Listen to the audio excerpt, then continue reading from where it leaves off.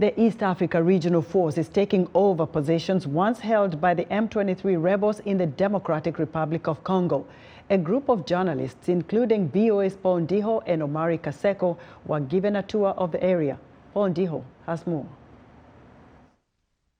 In the Democratic Republic of Congo, the East African Regional Force is taking over strategic positions once held by the M23 Rebels. The town of Kibumba, roughly 20 kilometers north of Goma, which the M23 had seized, is finally breathing a sigh of relief, as the Kenyan Defense Forces, who are working with their Congolese counterparts as part of the East African Regional Force, is now in control of the area. Lieutenant Colonel Ndiho Obiero, the commanding officer of the Kenyan contingent, says the regional party is stabilizing the country. This, where we are at the moment, we are currently at Kibumba, and Kibumba is where we dominate the areas of Nyiragongo and also Rushuru and partly Masisi territory. We were deployed here in November 2012, last year. This was in line with the East African heads of states that there was need to bring peace and stability within these areas.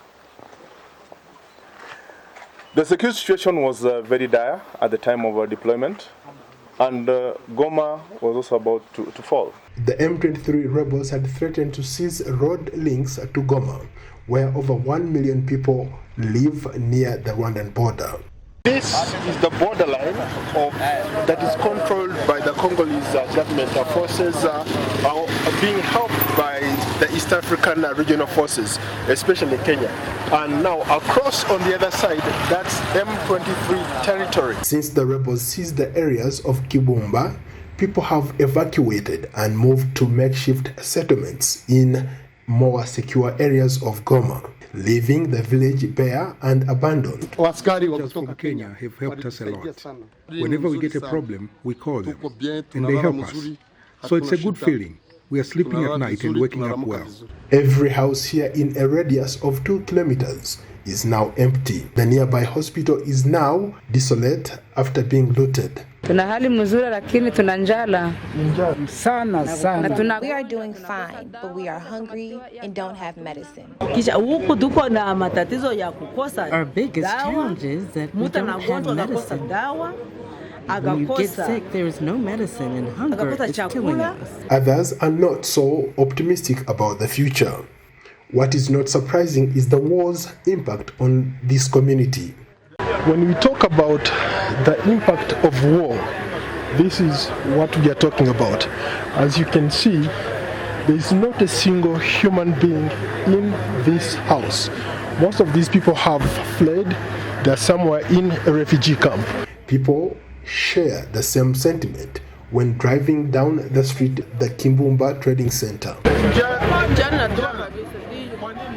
We are hungry. Hunger will kill us for sure. I can see businesses picking up. People are beginning to go back to the market and sell stuff. Even you are seeing them. They are seeing them. They are doing their business, and the people try to come back from the refugees camp. Okay. So now you are seeing the movement here. However, there is optimism for the future with the 7-nation East African Community Internal Security Force deployment to Eastern Congo, despite the disruptive activities of M23. Paul Ndiho, VOA News, Goma, DRC.